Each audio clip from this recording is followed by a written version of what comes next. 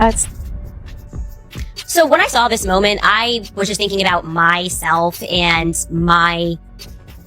a lot of emotions and grieving that I have, because they don't know how the executives over at Turning Point USA sleep at night. Okay. I don't know how you can present yourselves as a Christian organization and not be dedicating yourself to the truth, no matter what the cost. When the DNA leaks appeared, everything shifted instantly, and the world no longer felt familiar. Before his death, Charlie had quietly ordered a DNA test on his children because he sensed something was off. And when the results came in, they were nothing like what he imagined, sending shockwaves everywhere. Candace Owens exposed the truth to her viewers, and the reaction erupted as people started scrutinizing Charlie's final months. Erika's actions only deepened the uncertainty, and the timeline suddenly seemed far too synchronized to dismiss. The public began noticing patterns that had been hiding in plain view. As the pressure mounted, Charlie's parents felt themselves mourning an even heavier truth. Every new detail pushed them to believe that Charlie had carried deep suspicions about the people closest to him. The community demanded explanations, and the family felt trapped by the growing list of unanswered questions. Once the leak circulated, Charlie's parents understood this was far more than mere gossip because it aligned with Charlie's own quiet behavior. A private fear turned into a full-blown crisis, and the family moved toward the only path remaining. They prepared to pursue legal action and uncover the truth Charlie never had the chance to face. Kind of sending a message here that she's not standing against the people that are telling the truth. I said early on, if Erika Kirk asks me to be quiet, I will be quiet. She didn't ask me to be quiet, so I don't know what I'm supposed to. Charlie's parents were already shattered by losing their son, but the DNA leak pushed them into a different, more complicated kind of grief. What should have stayed private now raised questions they couldn't escape, because it exposed fears Charlie had never voiced to them. The revelation that he had secretly tested his own children struck the family like an icy blow. When Candace spoke about the DNA test, the community erupted, and the parents realized the situation was far bigger than they had believed. Everything suggested that Charlie had carried quiet doubts long before he passed, and that forced his parents to wonder what he had endured on his own. Their sorrow blended with anger as the truth started to form in the public eye. The more people talked about the leak, the more his parents understood that the inconsistencies were not just in their heads. There were signs in Charlie's last months that suddenly fell into place in a way that felt deeply unsettling. His parents felt compelled to view Erika's behavior through an entirely different perspective. And as the pressure surrounding the unanswered questions intensified, Charlie's parents made a choice they had hoped to avoid. If the truth wouldn't come from those directly involved, they would go after it themselves. For them, this was no longer rumor. It had become a responsibility to protect their son's legacy. Charlie took the DNA test in complete silence, and that act alone spoke volumes. A man who felt fully secure would never feel driven to take such a step, yet Charlie chose to do it without telling a single person. That alone was enough for his parents to believe something far deeper had been unfolding in his private world. The moment Candace pushed the DNA test into the public spotlight, the reaction was instant and overwhelming. People sensed this wasn't a random detail, but a window into Charlie's emotional state. In the end, his silence now looked like a sign of fear and uncertainty toward the very people closest to him. Candace explained that the results were nothing like what Charlie had expected, and that single line shattered the entire discussion. It pointed to a betrayal so personal that the family struggled to grasp why Charlie chose to hide it. They questioned whether he had intended to confront Erika, or whether something had stopped him before he could. As the leak kept spreading, Charlie's parents realized the DNA test was the final piece in a much larger pattern. It stood as proof that Charlie had doubted his home life and questioned the relationships surrounding him. That realization pushed his parents to believe that legal action was the only path left.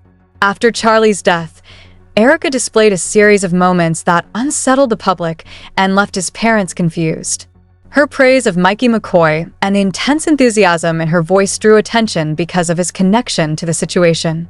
People noticed how forced her excitement seemed and wondered why she would speak that way during such a delicate period.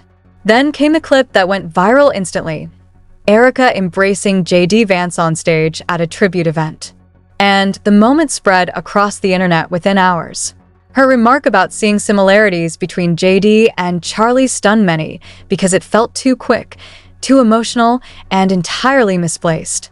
To Charlie's parents, this behavior did not resemble that of a grieving widow.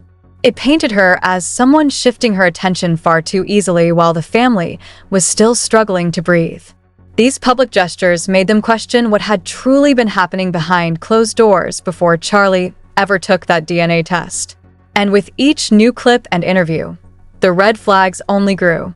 His parents recognized patterns that echoed the same fears Charlie had carried before he passed. Each moment hinted at a deeper emotional divide between Erika and Charlie long before the tragedy. When the defense moved to bar cameras from the courtroom, Erika shocked everyone by insisting on complete transparency.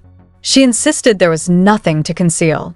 Even though the case was riddled with missing details, Charlie's parents found her reaction unsettling because it felt more defensive than careful. Erika claimed that the investigative materials painted a complete picture, which shocked many people. Most viewers had already sensed gaps and inconsistencies, so her eagerness to accept everything without question fueled suspicion. It made the public wonder why she wanted the story closed so quickly. Candace openly challenged Erika's attitude, asking why someone so central to the tragedy refused to acknowledge the evident flaws. Her voice mirrored what many were already thinking. If there was truly nothing to hide, why was Erika pushing so hard to defend the official explanation? And as these questions grew louder, Charlie's parents began to fear that the real truth was being buried. Erika's confidence seemed rehearsed, and her dedication to the story felt overly rigid. For the parents, this added yet another reason to pursue answers through legal channels. They could not ignore how many crucial details were absent from the official record. Charlie's autopsy was never released, immediately raising suspicion, since transparency is standard in cases like his. The silence surrounding it only created more questions than it answered. Then the odd issue of the bullet casings came to light. Pictures circulated online showing writing on them, and experts quickly noted that the casings were far too small for that much text. The images disappeared soon after, which only made the situation feel staged. The family wondered who might want that detail hidden. Public suspicion began drifting away from the official story as more inconsistencies surfaced. People sensed that something was off, and Charlie's parents felt the same unease.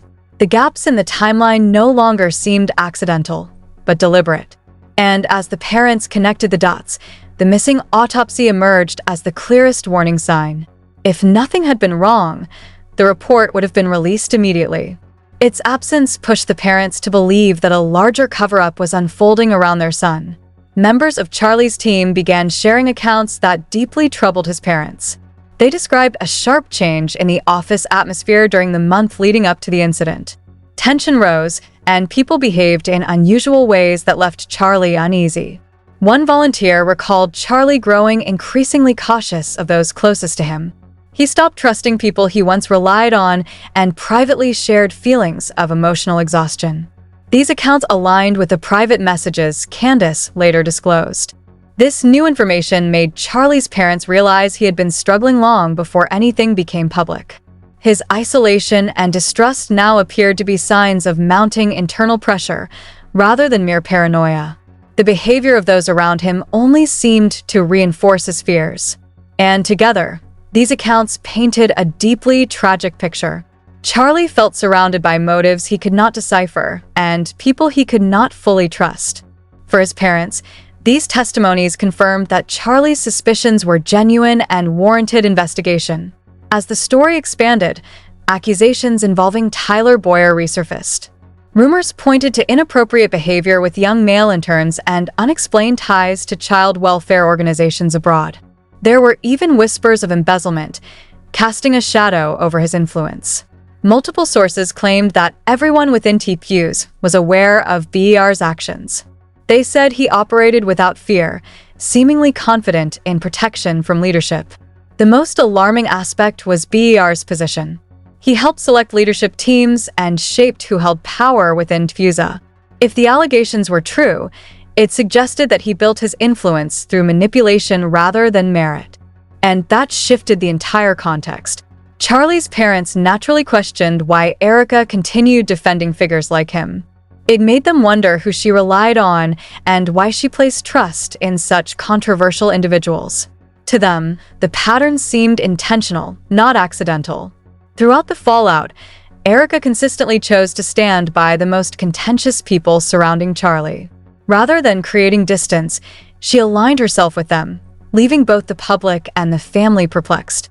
Her behavior suggested a loyalty that did not align with her role as a grieving widow. Charlie's parents interpreted this as a sign that Erika prioritized protecting her circle over uncovering the truth. Every position she took drove her further from the family's understanding of what had truly occurred. It raised the question of whether her relationships were personal, strategic, or a mix of both. These choices added significance to Charlie's decision to take a secret DNA test. If he was surrounded by people with questionable motives, his distrust became easier to understand.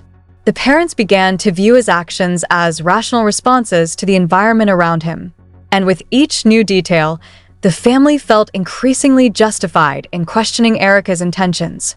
Her alliances, her unwavering confidence, and her sudden assumption of leadership all hinted at a deeper story, one that Charlie's parents believed needed to be brought into the light. The attempts to silence Candace, the missing evidence, and Erika's bold reactions only heightened their suspicion. The family came to see the DNA leak not as a rumor, but as the key to understanding the chaos of Charlie's final months. They regarded it as the piece that connected the entire puzzle. And that is why the parents chose to take action. Their lawsuit is more than a response to betrayal. It is a final stand to uncover the truth Charlie sought in silence. The truth that others hoped would never surface.